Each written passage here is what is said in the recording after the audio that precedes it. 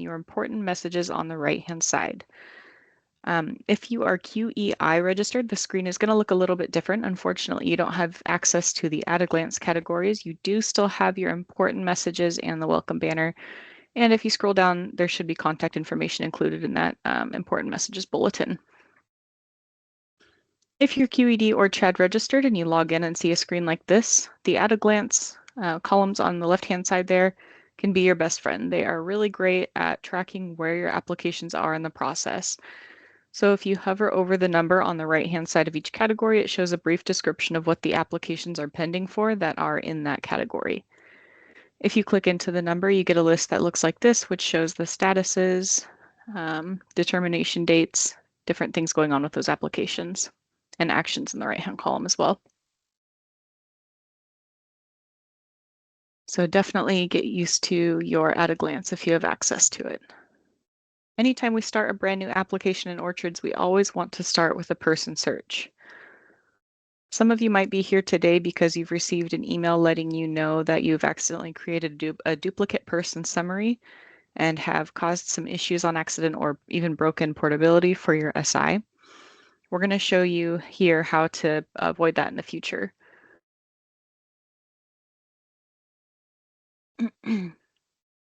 All right, so we're going to start with the person search.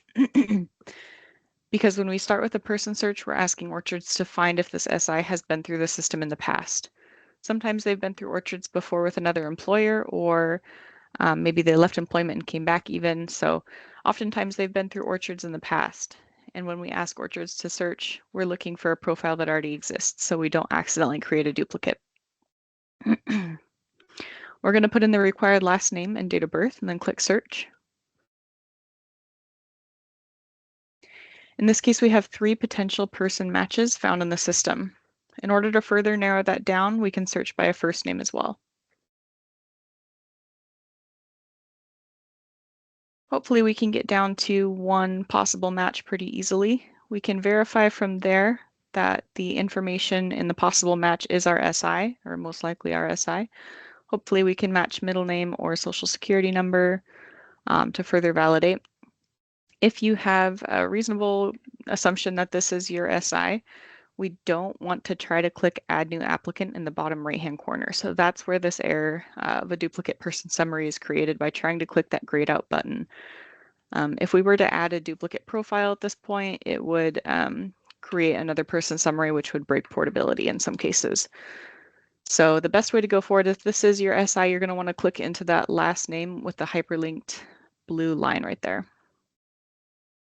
And that takes us to our person summary. So this is where we want to be if we want to submit a new application for our SI who is already in the system. So we're going to look through and make sure this is indeed our person one more time. Good to be safe. If this looks like our person, we can click Add New Application from here.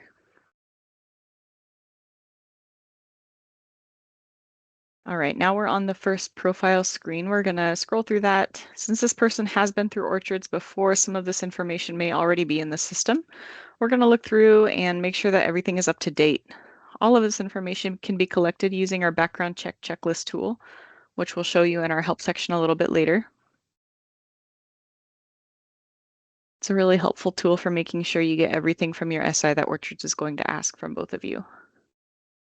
We want to be especially careful that the email slot up above is accurate, no typos, no extra spaces, no misspellings. And we always want to make sure that's our SI's email address, never our own QED email address. Beneath that, you can add prior aliases or AKAs if you need to. If we do have an alias to add, you only need to enter information that is missing from the profile already.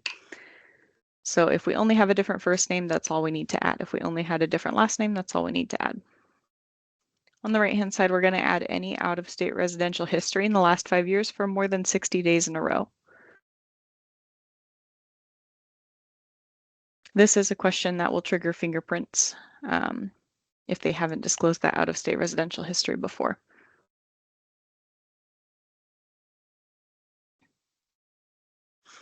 We're now on our pre-employment information page. We're going to go ahead and select the provider dropdown first. This dropdown is looking for your agency's name that you're submitting the application for your SI for. Oftentimes, if you're just a foster home or you have a single home or agency that you're running checks for, you might only have one option, which is totally fine. If you do have multiple agencies, multiple homes, multiple sites, please be sure that you're selecting the correct site for your SI every time. Beneath that, we're going to select our request type. Often this is a paid position, but there are options for unpaid positions as well. Beneath that, we're going to select a position title. On this menu, we don't want to select Other. Other is a little bit ambiguous for staff processing the background check, and it's hard for us to know exactly what our SI is going to be doing. So we ask that you find a position title that most closely matches what your SI will actually be doing. If you can't find that position title or you feel like you need one added, please reach out to us and we can help you with that. Under position description, this box can be a little bit finicky. We want to be really careful that we're not adding any special characters. We're not mistyping or misspelling. We especially want to make sure that we are not copy pasting in information into this box. When Orchards reads different formatting as code, it can prevent your application from being submitted or cause issues with trying to hire your SI to your roster later on. So if you don't feel like typing out a whole long position description here, please just write uploaded to application or see attached, and then we'll show you where to attach that as a separate document in a minute. Beneath that, we're going to add a worksite. Worksite is a box that is optional as far as Orchards goes, but your licensor or your licensing department may have requirements around this. So if you're not sure what to put here, please check in with your licensor. Specifically for most foster homes require that you have your physical address written in. But again, check with your licensing department if you're unsure. Beneath that, we're going to select our employee type. And underneath that, we're going to select our direct contact boxes. These boxes tell BCU staff who are processing the background checks what information your SI is going to have access to and what populations they'll be in contact with. So it's really important for our staff to be able to know exactly what your SI is going to be doing so that we can make sure that your SI will be safe in that position with that information or population.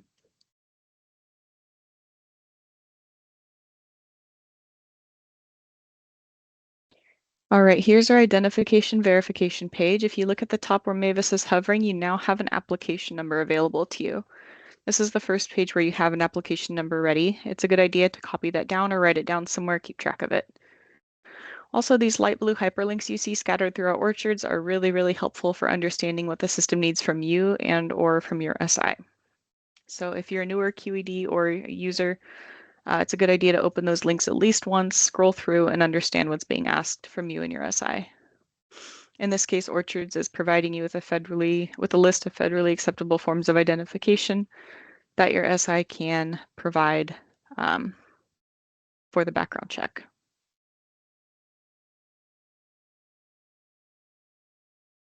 Right, so once you figured out what kinds of identification your SI can use, beneath that you're going to enter the ID information. Anything entered here that's not an organ issued identification type, so anything that's not an Oregon driver's license or an Oregon ID card, will trigger fingerprints. So passports will trigger fingerprints. A high school or college ID will trigger fingerprints. Beneath that, we're going to enter the required issuing state or authority, document number, and expiration date. Below that, we're also going to make sure we upload a copy of the identification that the SI provides. This is also the upload link where you're going to upload a copy of your position description if you didn't feel like typing it out previously.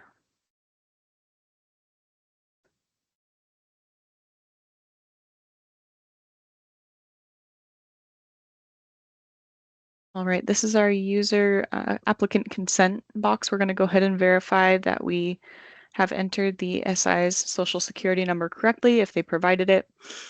We've confirmed their identification using the ID they provided. We've also verified that the SI's email address is correct and that the SI has privacy and confidentiality in submitting their authorization and disclosure survey when it gets to them. And they have the means to do so. So if they don't have a computer or a phone or a way to do that, you have provided a way for them to do their survey. All right, here's our final summary page. We're going to scroll through those gray tabs and make sure that everything looks correct. We're looking for any typos, any boxes that got left blank, anything that looks weird or out of place. If everything looks good, we can click the green submit button. Please note if you're a QEI, you're going to see submit for approval instead of submit. That just means that your application is being submitted to a QED at your licensing office, who will pick up the application, review it, and then submit it for you. If you are QED or CHAD registered, you'll see this page when you've submitted a portable application. Orchards recognized that this SI already had a background check approval on file. It's provided you with a expiration date of that portability, that file with portability, and it's connected the application to the file that we already have. So that date that's bolded there, that's going to be your recheck date as well. So if you do have portability, it's a good idea to keep an eye out for that portable or that expiration date. And we'll also show you where to submit a recheck pretty soon. Once you've gotten to this final page, all we need to do now is find the clearance letter and then add them to our roster. So we're going to click the blue determination available link in order to get there.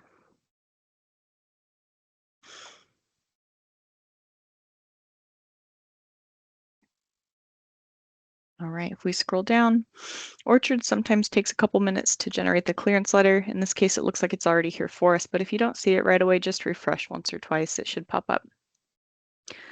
Mavis has found it under the actions column on the right-hand side there. She's going to open the clearance letter. This is what our clearance letters look like. Clearance letters are specific to the agency, the SI, the position, and the licensee or the provider. So if they change position, they'll need a new background check. If they change providers, they'll need a new background check. If you scroll all the way down, there's some information on portability and some bold text at the bottom that says, please give a copy of this letter to the SI and keep a copy for your own records. So we're going to make sure we do that as well. Once we've saved the clearance letter, we can navigate back to Orchards. The last step is to add our SI to the roster. For Orchards purposes, hire means add to roster. So we're going to click on that blue hire button, and then we're going to enter the permanent hire date. This date is specific to Orchards. It's the date that the clearance letter was generated. So oftentimes this permanent hire date isn't actually going to match your own HR records. It won't match the date that they were onboarded or that they started. It's going to be the date that the clearance letter was generated, and it is for tracking that recheck cycle. So it's its own isolated thing. We can save from here to save the permanent hire date, and our SI has been added to our roster. So they're good to start working. Are there any questions at this point?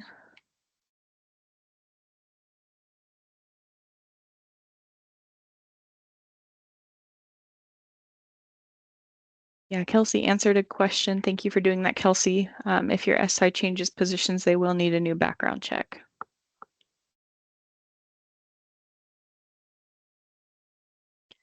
Kristen, that's a good question. If one of your applicants or your employees or SIs has a name change but isn't due for a recheck, if you have a new ID card, you can go upload that into Orchards, and we recommend adding their last name, their new last name as an AKA or alias the next time that recheck comes in.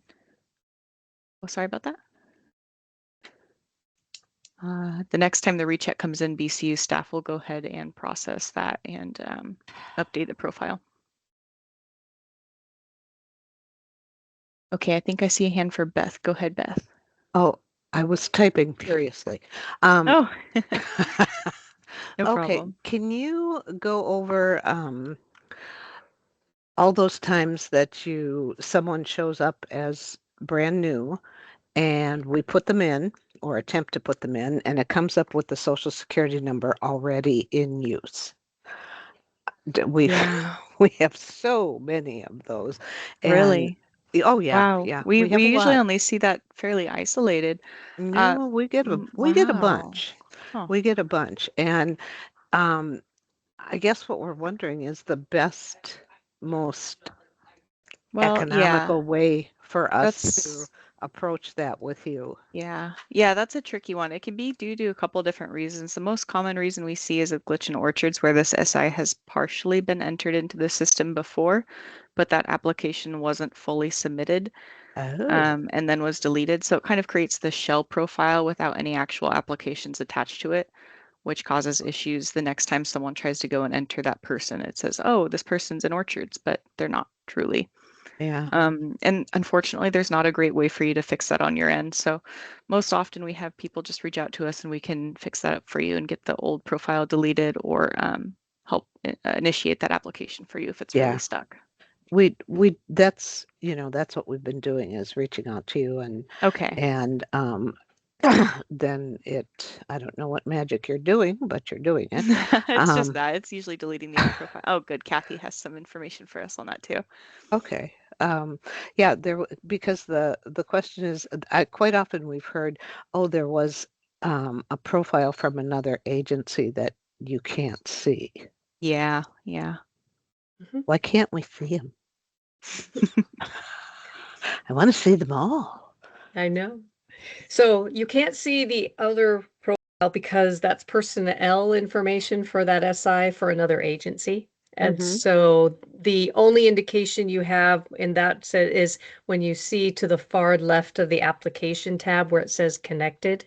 When Brittany Right. goes through, that will be your only indication because that's private information for your subject individual Oh, to, okay. or who their other employers are. If they choose to share with that, that's their choice. But in general, personnel information is private, so we don't I share get that. it. Okay. Okay. Okay. But I will say, if I want to add to what Brittany's doing is what Brittany's explanation, only because I want the people here to know is that we are very aware of that situation with the social security number, and the we do have a fix, but it's not coming till later this spring. I just got it, and I'm just in the process of testing it. Oh, And cool. so really the suggestion that I do have, and actually I can save Brittany and Mavis time and you time, just resubmit it as a new background check without the social security number. What happens is I am personally watching all of those that come in as a duplicate, and you don't get an email from me when when that glitch or that scenario is happening. Our vendors know what's happening. They are fixing it, and I'm right in the process of testing it. So Oh, that cool. would be my suggestion, is because it'll save you time, it'll save them time, because there's a lot of other things going on too that I'm fixing in the background. And Okay. I'm sorry, So, Brittany, I didn't mean to take over your, but No, I really I am the appreciate one that fixing it info. for you. So. Thank you for doing that for us, Kathy. We Sure. appreciate it too. yes. When we resubmit with no social security number, then you will connect it? Yep, I do. Oh, all right. Yep. Cool. Good Yeah, question. Thanks, Beth. if you get that error, it will be resubmitted. Sometimes if there's already an existing background check, I do send it to you and I fix it so that you can resubmit it. But Right. you'll get that. Some of you probably who are here, if you got the duplicate, you've received an email from me saying these are a duplicate and with short directions on how to resubmit quickly. So, I mean, I know right now it's a little bit more work, but the fix is coming sometime later this spring, maybe early summer, our next update. It's Oh, in there. cool. Well, Nice. not so much more work for us, but I'm pretty sure it's way more work for you. So, okay. Yeah, Thank I you. bet Kathy will be happy to done with that. Okay, I see another question from, I think it's Brian. Yeah, go ahead, Brian. Yes, hi. On that last screen, I noticed underneath the permanent employment date, there was a box where you could check that this person is already hired or is already employed. I'm just wondering, in our case, we just recently became a COA, which is what's triggering us now being a part of the Orchard system. Mm. So I'm going to have to do our entire agency. Obviously, everybody already works for us. Is that something that I would need to check as I'm You know, that putting our might people also through the be a system? Kathy question. That's a great question. Is that what you would recommend, Kathy? I don't have a lot of experience with that box or the COA. I've only done a few of these, helped with a few of these. So you're saying that you already the people in your agency, your subject individuals, have they already had a background check in Orchards? Or they're No, just, okay, we so they're all we brand did our new. own. We used a different background check system Right. Previously. Right. But we're having to go through Orchards and resubmit everybody through Orchards. There's no unfortunately, there's no shortcut for the first time when you get in there. So unfortunately, you will have to submit that. How many are you talking about? Approximately 28 people, 29. Yeah. Yes. For people who haven't been And- through Orchards, probably. And your mic just went out again, Bertie. Sorry, try again. Thank you. I'm just asking, should I be checking that box saying that this person is already employed? No, because they're first time employed in Orchards. Yeah, I think it's an orchard specific employment, but that's a good Yeah. question because I don't think it Very good. specifically says that. In general, Okay. clicking for everybody, the box isn't something that's a big deal on our end. It's not something that we typically use. I would always recommend, regardless, that this is a new employment. It just does behind the scene things that we have to fix when you click it.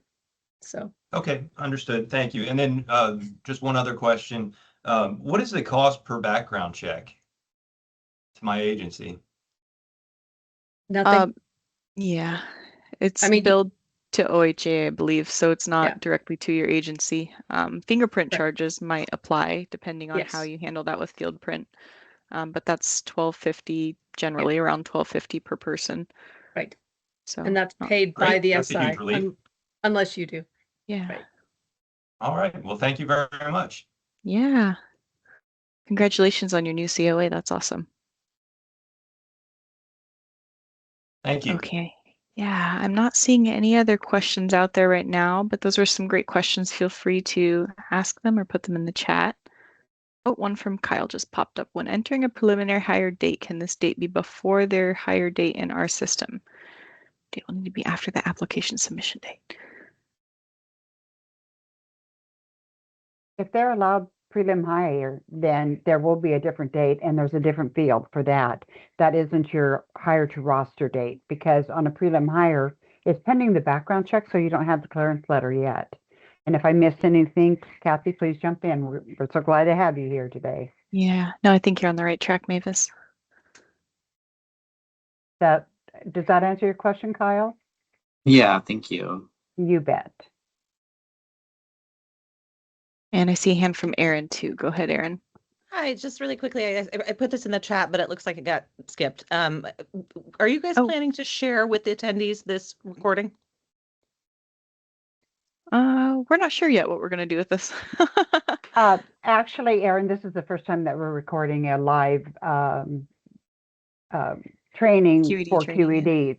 And if we can make the proper edits, then yes, we will be sharing it. We'll have a link available. Yeah, Oh, that would be great. I think that'd be really helpful for those of us who can't stay for the whole time or would like to repeat the information until we get it in our brain. Sure. Correct. Yeah, but you can always reattend to our live trainings too. There is a link to a YouTube video for QEI, so it only takes a person up to the point where they submit for approval an application. Yeah, so it's a little bit different, but it has a lot of the same relevant information. We have that one posted in our help section in Orchards. Okay. Actually, it does go beyond the submittal process. Yeah, it's a little bit more. It's not quite as much as we go over today, but pretty close. Right. Okay. Yeah, thank you for that question too. Okay, so should we get started on our next application then, Mavis? Okay, we're going to start this application the exact same way. We're going to go search and then person search. We're going to enter the required last name and a date of birth.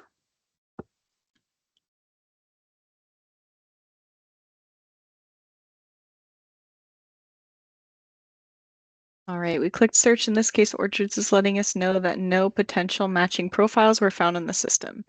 So since this person has never been through Orchards before, we can click that green box on the right-hand side without fear of accidentally creating a duplicate. So Mavis clicked add new applicant. Now we're going to go ahead and enter our applicant's information. So she's going to enter the first name, middle name if they provide it, address information. And once again, all this information can be collected using our background check checklist tool, which we will show you where that is in our help section towards the end of this presentation. The social security number in the right-hand corner there is voluntary for your SI to provide. So if they provide it, we try to use it, except in cases like Kathy was talking about. If they don't provide it, it's okay to just skip it and move on. With gender, we don't want to make any guesses. So if they don't specify, we have an unknown or not specified option. This does impact how the background check runs. So it is an important field. There's a required phone number and the required email address. Once again, we want to be really careful when entering the email address because that's where your SI's authorization and disclosure survey will go to at the end of the application submission process. So if there's any typos, extra spaces, weird special characters that shouldn't be there, anything else that can prevent them from getting their survey. I know it looks like our email address right now, but that's for training purposes. In general, you should never have your own QED email there. It should always be your employee's email address or your applicant or SI. We have that box for prior names and aliases if we need to add any. On the right-hand side, we can add any out-of-state residential history within the last 5 years for more than 60 days. And again, that question on the right will trigger fingerprints if they haven't disclosed that out-of-state residential history information in the past. Sometimes we get questions about how to enter something outside of the US. There is that drop down at the top for country if you had out-of-country history to enter for your person.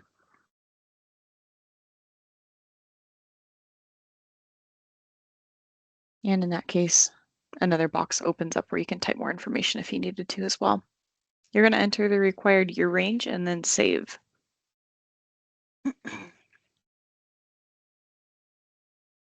Okay, now we'll move on to the next page. Here's our pre-employment information page. We're going to select our provider name from that dropdown. Remember, we want to be careful about which site we're selecting, make sure we're putting them in the right building or site or home or whatever. Beneath that, we're going to enter the request type auto-populated in this case. There's only one request type for this agency. We're going to select our position title next. And again, we want to make sure we're not using other unless specifically directed to do so by the BCU.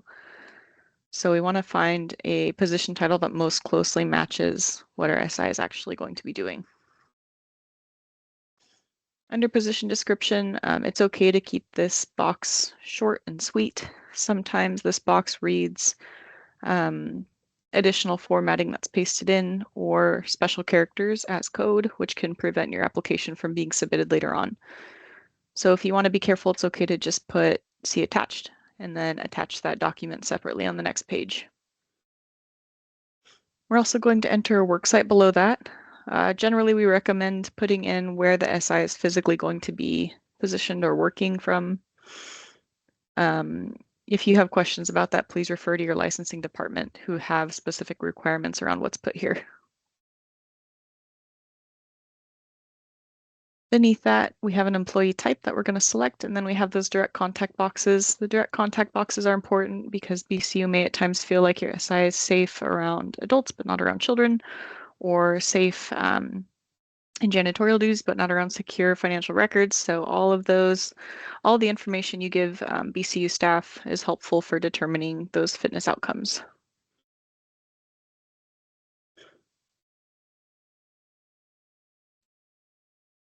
Here's our identification verification page. Remember, we can open those hyperlinks if we need to see more information about what Orchards is asking from us in the SI. We're going to input our document type. Anything entered here that's not an organ-issued identification type will trigger fingerprints. So we're going to put the issuing state, the document number, and the expiration date. In this case, Mavis is entering a United States Armed Forces ID, which will trigger fingerprints. She's also entering an expiration date of 12/31/2099, which if you look where she's pointing is what Orchards recommends we do if our ID type doesn't have an expiration date. Beneath that, we want to make sure that we're always uploading a copy of our SI's ID, and we're always uploading that position description if it's separate from what you've typed out. Orchards does get after you if you don't upload an ID. Here's our applicant consent box. We're going to go ahead and verify that.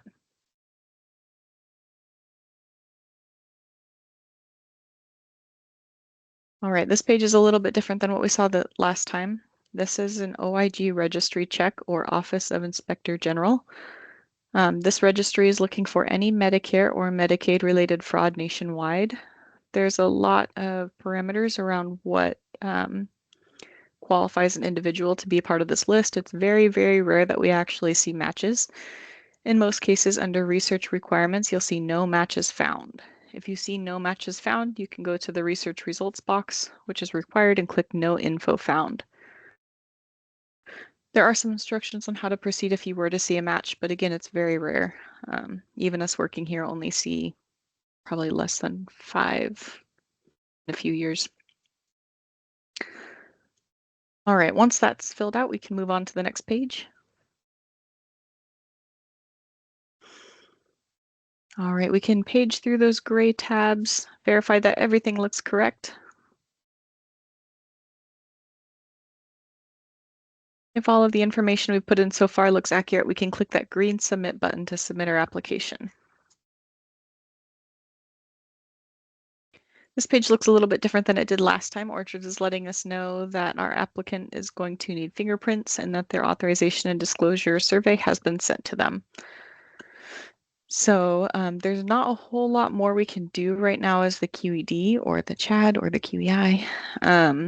As a QED, you can click on the determination process link if you want to, but your application number is available on this page as well. From here on out, you're basically just waiting for your SI to finish their authorization and disclosure survey so the background check can move forward. Mavis and I like to demonstrate what your SI is filling out when they receive their survey. But please keep in mind that this is a very confidential process to your SI. So it should always be done privately by your SI in a confidential setting. It shouldn't be with you as the QED or through you as the QED. And the QED should never be filling this out on behalf of an SI. Brittany, my prior example is expired, so I'm waiting for this one, and here it is. Okay. Oh, okay, perfect. Sounds good.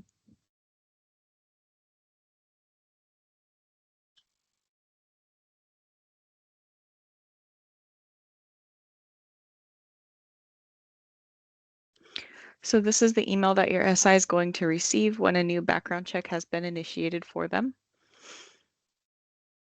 When they scroll down, they're going to see a link so that they can navigate to the authorization and disclosure page. And they'll also see that application number so that they can log in. So hopefully they'll write that down or copy it and then navigate to the authorization and disclosure page.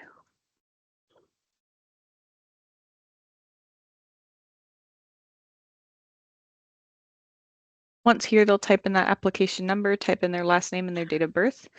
One of the most common issues we see with applicants not being able to log in on this page is that they have their last name, they're typing it in differently than how they provided it to the QED or differently from how it is in their Orchards profile. So if it's hyphenated instead of a space, if they have a dual last name, maybe that's in a different order. All those things can impact their ability to log into the screen. So please verify, especially if they don't have a single last name, that it's correct to how it's written in the Orchards profile.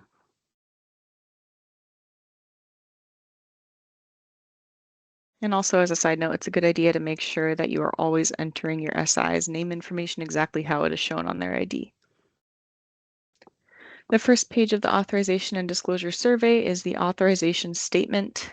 There is some translation work going on right now in our UAT version of Orchards, so things look a little bit different than they would live, but you will get the same general idea of what your SI is filling out. So this authorization statement is just asking for permission for the background check unit to run this background check at all.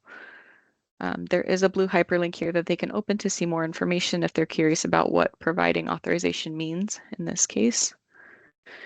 There's also some radio buttons below. They can select yes if they provide consent or no if they don't. If they were to select no, then the application would close and you would need to open a new application for them if you still wanted to hire them. Hopefully in most cases they'll select yes. All right, this question is asking if our SI has ever been arrested, charged, or convicted with a potentially disqualifying crime. This question can be a little bit tricky for some SIs, so there's a blue hyperlinked flyer there that they can open to learn more information about what may be considered potentially disqualifying. Hopefully they'll read through that to get an understanding of what they need to disclose. Once they navigate back to the disclosure, if they feel like they have something to disclose, they can select yes. When they select next, a new dialog box opens up where they can put more information about what occurred. So the BCU really appreciates when SIs give us information about the date, the name of the crime, what happened, details about what occurred, location, how they were involved,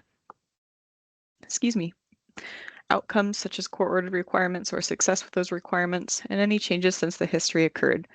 So BCU understands that things like homelessness, domestic violence, drug addiction, all of those things can impact an SI's ability to maintain within the parameters of the law. So we do take that information into account when processing those background checks.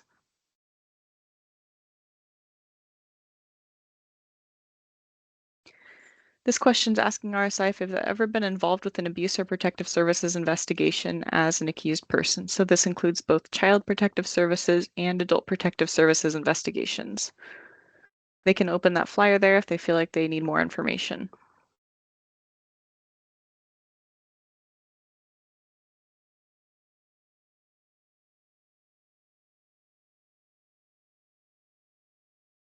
I forgot that link isn't working yet, but it's Oh, getting yeah. better. At least it didn't give us an error page. That's true. Yeah. So that link's not working in our training version right now, but it is working in our live version of Orchards. They may select yes to enter more information or select no to move on. This final question is asking RSI if in the last 5 years they've been outside of Oregon for more than 60 days in a row. If they do feel like they have that information to disclose, they can add on to what you already inputted for them at the beginning of the application submission process. This box is here to help protect an SI's confidentiality and to give them another opportunity to disclose anything they might have forgotten earlier. So maybe they didn't feel like telling you where they lived 3 years ago, or maybe they just forgot they had another address. Once they have submitted all they need to, they can click submit. The disclosure gives them a notification that it's complete. And then you, as the QED, will receive a notification that something within the application has changed, and you can go generate the fingerprint letter now. So we do try to pull up that email so you can see what it looks like, but sometimes it takes a minute. So we'll let Orchards catch up to us, I think.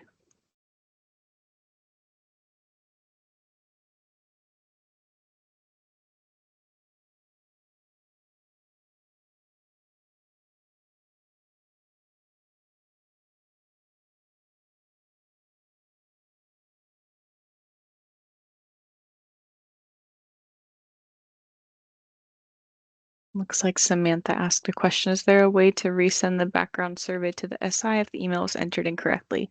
There is, Samantha. We'll go over that a little bit more when we look at the help section in just a minute, but that's a good question. We do see that happen sometimes. Yeah, no problem. And thank you, Mavis, for putting in that a social security number is not required.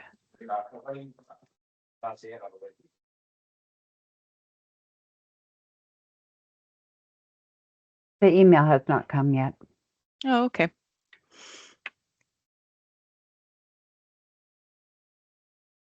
Well, we can start with an application search without it if you know it. The fastest way to navigate back to your application when you're ready to generate that fingerprint letter is to do an application number search. So hopefully you have that written down or you find it in the email that we're having a hard time finding. Sometimes Orchards just takes a few minutes to generate that. So Mavis has found the person profile. She's navigating to the applications tab for that SI. Under the documents column on the right-hand side, there is fingerprint letter, please give to SI. We're going to go ahead and click that link to generate the fingerprint letter. When we say generate the fingerprint letter in Orchard's lingo, that just means click the fingerprint letter link. Once that link is opened, a new timeline starts for your SI to get their fingerprints completed within 21 days of that letter being opened or generated. So if you're newer to the system, it's a really good idea to review this letter fully before you start sending it to SIs, just to make sure you understand what's being asked of your SI to do. It is a lengthier letter with lots of good information. If they navigate to page 6, there's some information about how to use field print, which is the easiest and fastest way to get fingerprinting done. There's some information about your SI here, their Orchard's access code, the fingerprint deadline, and the link for field print organ to get the prints completed. Even if your SI is out of state, they're going to use the same field print organ link to navigate to the correct site. Oh, it looks like my camera's going out. Can you guys still hear me? Yes, I can still hear you. Okay, well, I'm going to turn my camera off for now. I don't know what happened there. All right, so we were talking about the fingerprint letter. As the QED, you have 7 days to click that fingerprint letter link and generate the letter. After you've generated that letter and sent it to your SI has 21 days to get the prints completed. Once those prints are completed, the information is routed to Oregon State Police, who takes that request and attaches any criminal history to it. They then send that completed packet back to the BCU, and the BCU processes the fingerprint results and attaches them to the application and processes the file. So these fingerprints are specific, the fingerprint letters are specific to the application. So if your SI for some reason doesn't get their prints done and a new application is needed, you cannot reuse the same fingerprint letter from the last application. You need to go through the full process again of creating a new application and initiating a new fingerprint letter, unfortunately. Beth, we will address that here. Just one moment.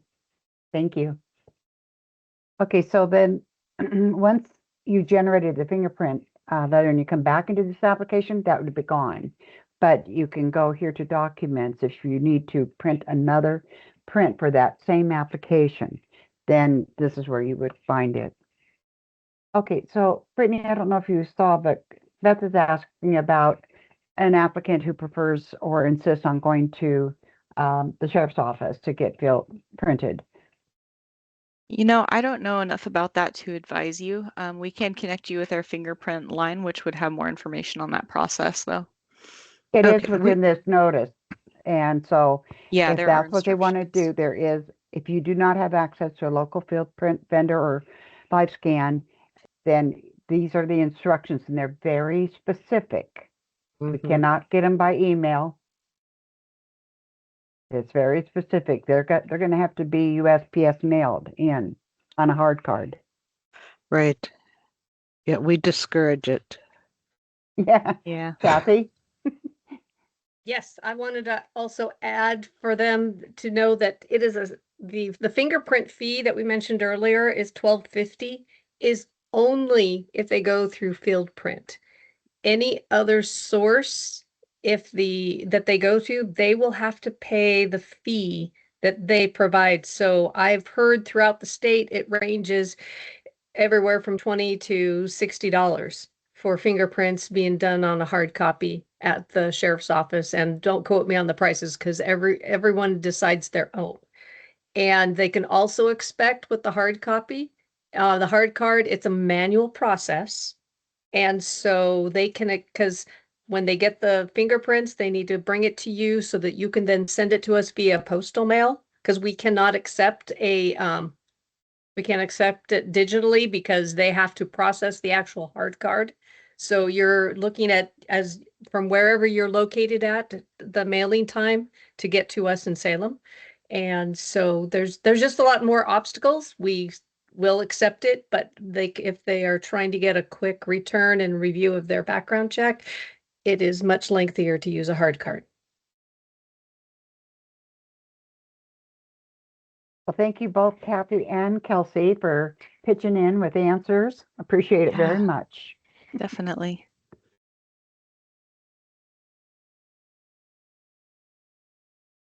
All right. So, and then the last step to that process is to just add them to your roster, which is basically the same process that we showed you already with the portable application.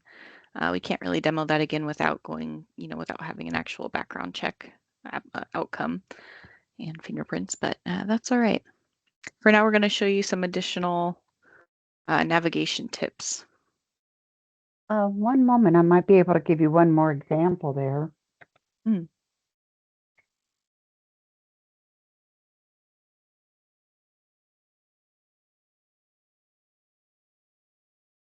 Brian, we can't unfortunately generate fingerprint letters already- that. Oh, it's already gone. approved. I did that Oh. earlier. Okay. Okay, no Fine. problem.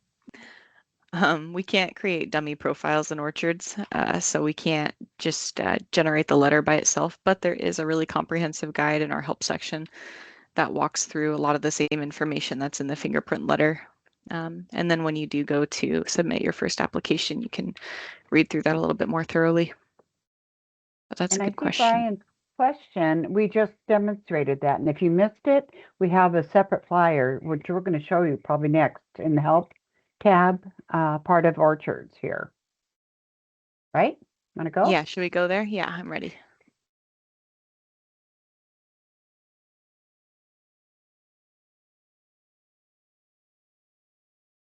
Maybe. Okay. Okay, there we go. All right, so this is our help section in Orchards. This, along with the at a glance, is your other best friend, I guess. And if you're a newer user to the system, there's lots of good information packed in here about how to navigate Orchards, how to handle rechecks, how to do fingerprints, frequently asked questions. There's a basic how to start a new application guide in Orchards if you would like something in front of you while you walk through the steps for the first time. We do have a handout, that second option on how to upload a document during a survey. Oh, sorry, there's another one. Oh, the third option is our background check checklist, which I've referenced a few times. The fourth one down is what I was thinking about, how to provide or use if SI does not receive authorization and disclosure email. So you can use that. It's a little bit lengthier than just providing them the direct link to the authorization and disclosure survey. So we had a question earlier about how to get them this information if they didn't get the email. The easiest way is to provide them this SI disclosure link, which is kind of towards the bottom a little bit on the help tab. You can open that, copy it, send them the link, and then send them their application number as well. And that's probably the fastest way. You can provide the same information in document form if you really want to, but you don't have to. We also have lots of translations available in Orchards now, if needed.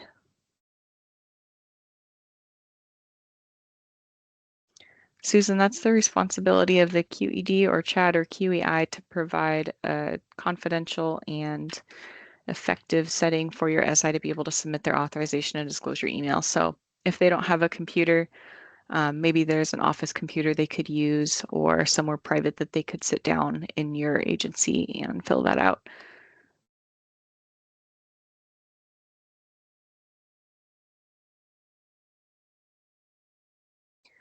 So those are two different things, Cassidy. When there's a federal response, I believe that means that fingerprints are completed and your application has gone into a queue for processing by the BCU most commonly. Getting that notification that BCU needs more information means that BCU is reaching out directly to your SI for more information about their background check. Sometimes that can mean criminal history, sometimes it can mean abuse history. It really just depends on the file and the SI. It may not be So- anything negative. It's just we need more information to process that application for the background check. Yeah, it could mean that we need more information to verify their identity too. Mm-hmm. Go ahead, Kathy. And I just want to add, I don't know if this is in your presentation, but there is now a new column on the in-process page that gives you a date of the deadline when the more information letter is due.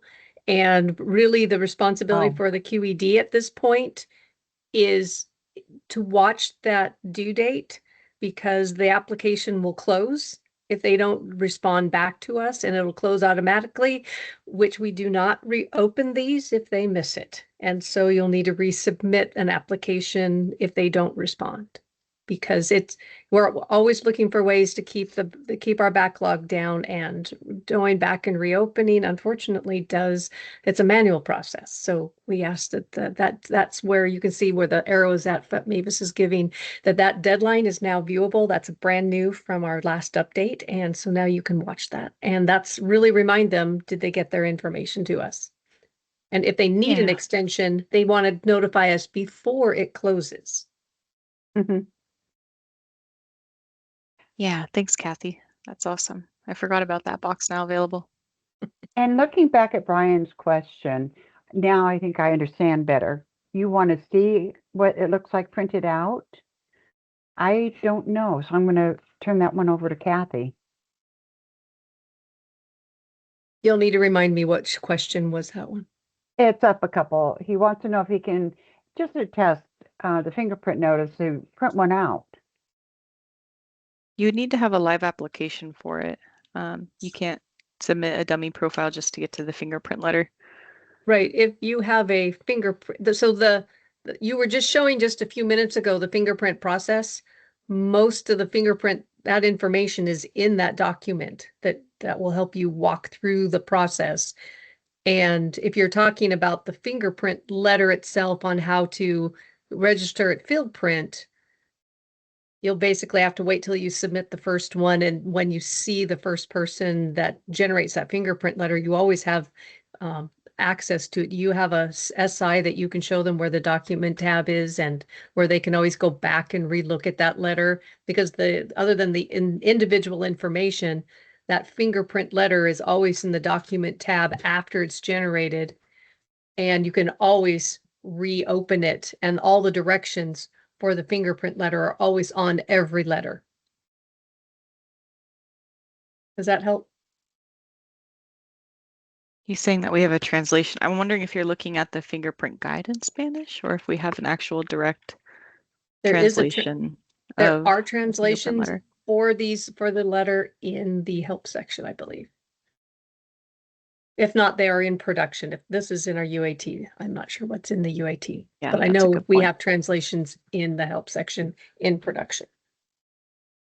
And Brian, this is the address you would want to write if you're interested in setting up an account for FieldPrint, for the employer pays the $12.50 fee for each set of fingerprints.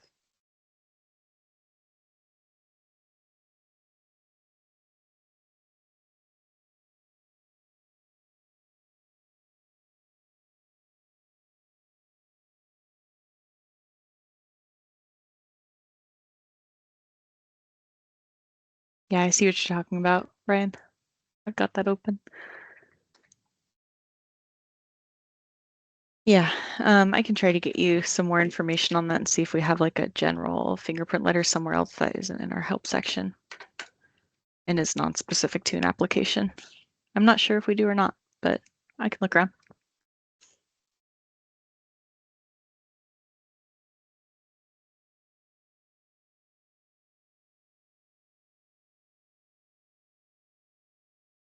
No, but you make a good point. Do you want to Yeah. show the My account? And then yeah, let's recheck. go ahead. Okay. All right, so if you are QED or CHAD registered, you can go to My Account in the top right-hand corner.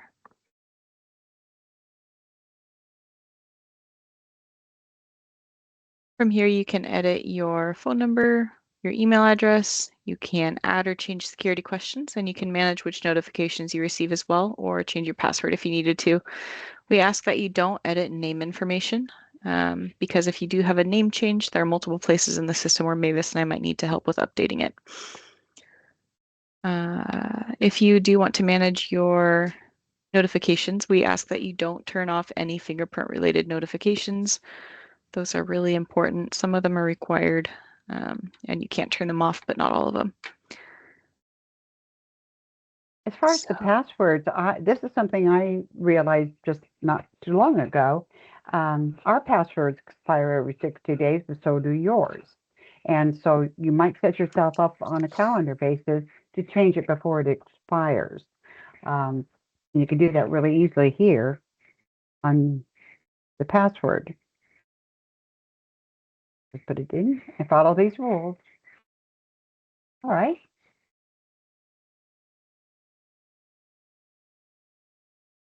All right, and where to now? Okay, Mavis is showing the password recheck? screen. Okay, yeah, rechecks, that's a good idea.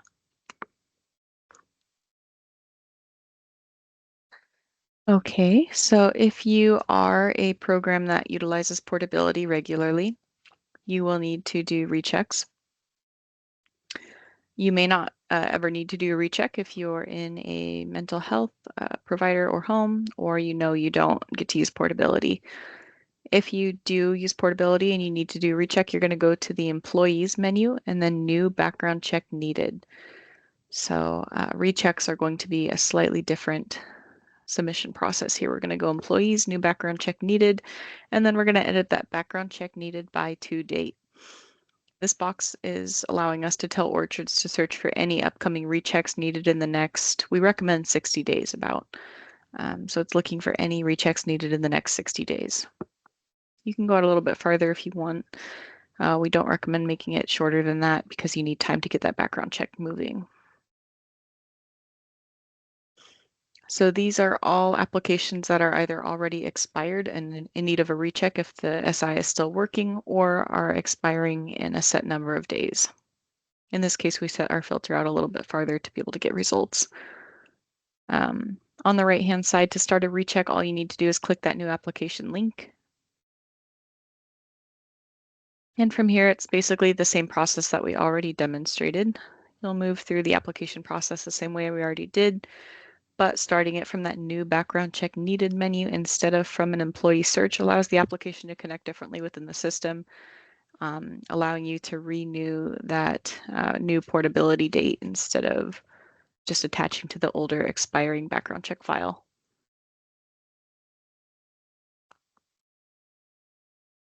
Is there any questions on rechecks? I think we had a couple earlier.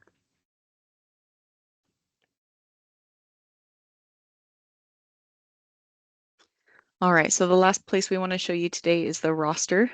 This is the best place for tracking your applications that are already in process, or sorry, that are completed.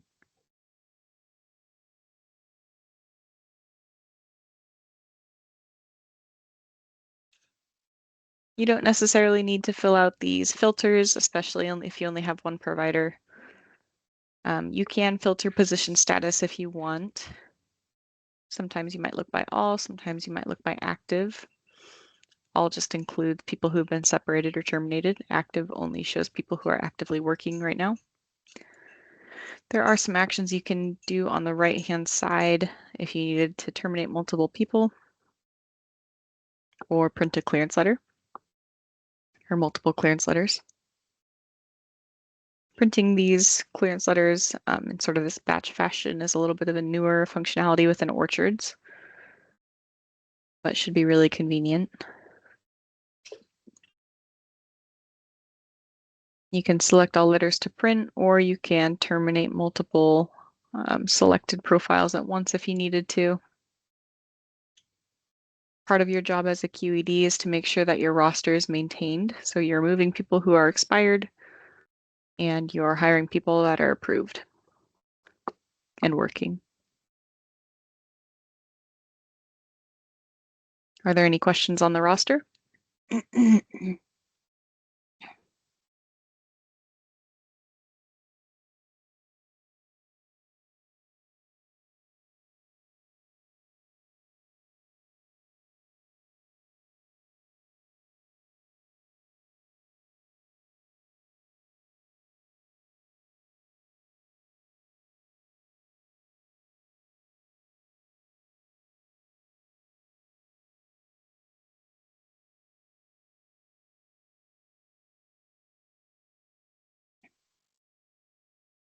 It can indicate that. It can also mean that they just haven't, that the QED just hasn't clicked that hire button to add them to your roster yet. So you might be able to find them in your at a glance as eligibility determination complete, where you just need to finish that final step of hiring.